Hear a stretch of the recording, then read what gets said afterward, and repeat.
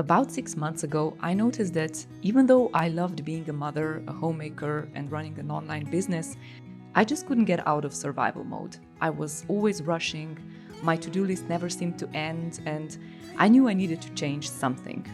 So, like a typical type A person, I took a closer look at my life. I implemented the changes I'm going to talk about in a minute, and I know it sounds a bit dramatic, but after making those changes, I really did become unrecognizable, mostly to myself. In this video, I'm going to share the 5 things I changed that drastically improved my life as a whole and finally got me out of survival mode. Long story short, before kids, my days were arranged in very neat blocks of time. I'm sure you can relate. There was work, there were errands, and then there was rest and fun activities. I had a designated time for workouts, meeting with friends.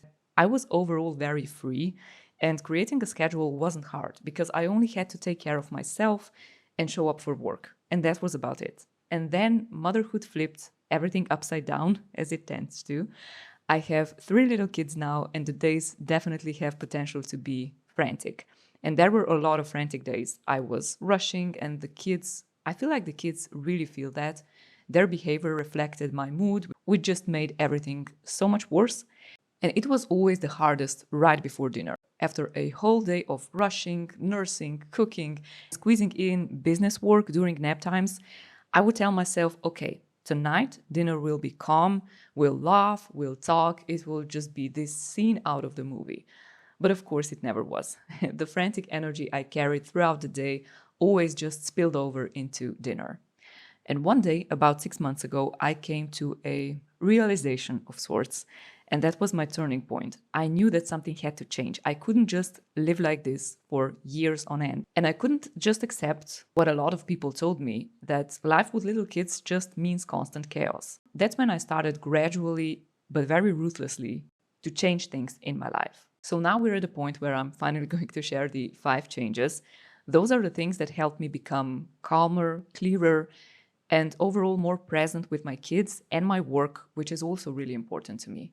First, I reframed discipline as empathy for my future self. So discipline used to feel like forcing myself to do something I didn't want to do, but now I see it as an act of kindness, let's say, toward my future self. It's about choosing to do the less exciting thing now or the hard thing now because I know tomorrow or 6 months from now or even 5 years from now, I'll be thankful that I did. For me, discipline will always be easier than regret. And this shift made it so much easier to stick to habits and goals.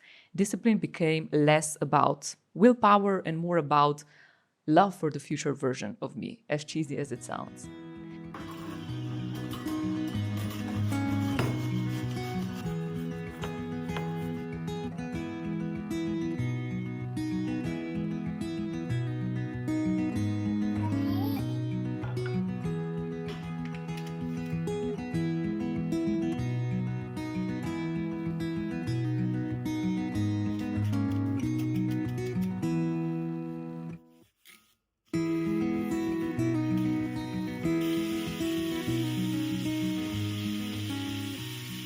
Second thing I did was I turned guilt into curiosity. I approached it with curiosity. Guilt, especially mom guilt, we're all familiar with that, used to weigh me down a lot. I'd feel bad about everything: screen time, not cooking enough, not doing all of my work during nap times. And now, whenever guilt creeps in, I always ask myself, okay, why am I feeling like this? Because most of the time, it's not even real guilt. It's just me reacting to what I think I should be doing.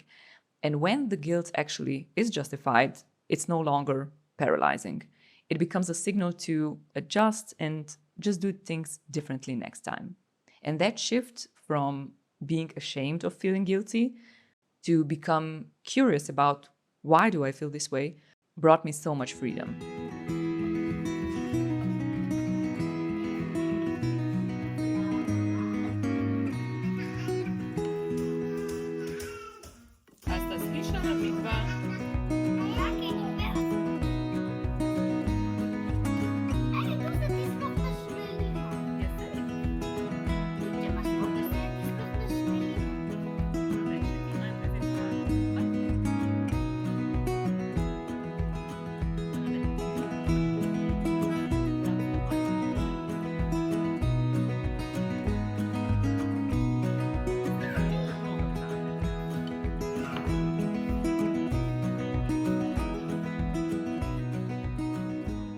Third, I redefined success and changed my approach to work. Because for years, I just chased the version of success everyone else seems to want. So that's big career aspirations, constant productivity, always achieving something.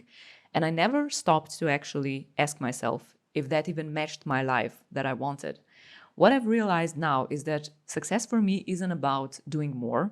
It's about creating a rhythm where work and family almost fuel each other and not compete with each other. So I stopped treating work as just boxes to check off. I reframed it as something that can be satisfying and even fulfilling, something that I really want to do. Some tasks will always require some discipline, of course, but I now allow creativity and flexibility to lead my work. Instead of fighting work as this energy drain that used to be for me, I look for the parts that actually give me energy back and try to do more of those. And that's when I started to really enjoy it.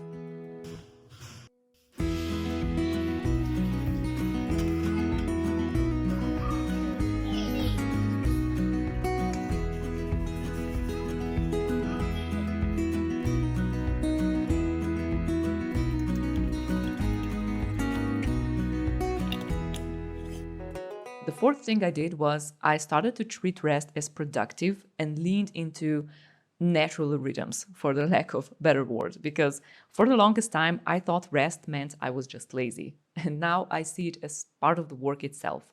When I rest, I am able to come back with focus, creativity, and a much calmer presence for my family as well. I also started respecting seasons and cycles more. Life naturally has ebbs and flows, but I feel like in modern society, we all just try to rush through them like every day should look the same. And instead, I started to lean into rhythms. So winter always feels a bit slower for me, summer is always a bit more active. And I'm basically just letting myself move with those cycles. And now everything I do feels less forced.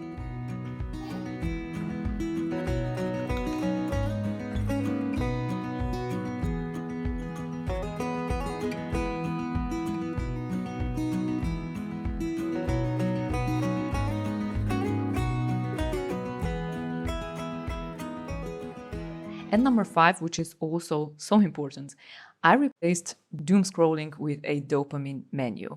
Now, if you don't know what it is, I'll explain it in a second. But scrolling used to be my default way of chasing a quick dopamine hit. And now I treat my phone as a tool, not as a form of entertainment. And in the realm of trying to achieve that, I created a dopamine menu for myself. So that basically means that I created a short list of small, let's say, healthy things that actually help me, that are restful, that fill me with energy. But they also give me that dopamine hit that I sometimes just need when I'm feeling down anytime during the day. So when I'm tempted to grab my phone and just get lost in it, I go to my dopamine list and choose something else instead. And the point of the dopamine menu is that it removes the decision fatigue. So the choice is already there. I have all the options that I've written down myself, with exactly that situation in mind. And that way I don't get stuck in an endless scroll. I have an easy solution. I have an easy alternative. None of the changes I just listed are earth-shattering on their own, but together they completely shifted how I live my days. A lot of them are in the realm of, if you can't change it, change how you see it, which is reframing basically. I went from reactive and exhausted to calm and feeling in charge of my home, of my work, of my life overall. And it's definitely not about being perfect. It's still a work in progress for me as well. It's about being good enough while you still try to grow, but from a healthy place, not from burnout or desperation.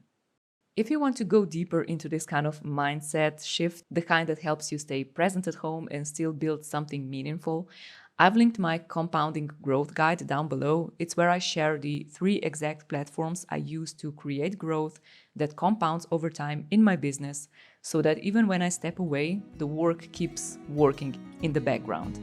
And it's what allows me to show up for my family first without giving up on the vision I have for my work. Because as I said, work is Also super important to me, it's my creative outlet.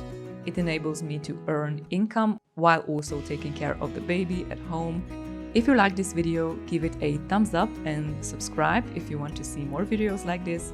And let me know in the comments below what you think about videos of this format. It goes a little deeper than my usual kitchen sourdough related content, but I really love to know if this resonates with you in any way. Anyways, thanks for being here, and I hope to see you next Friday. Bye.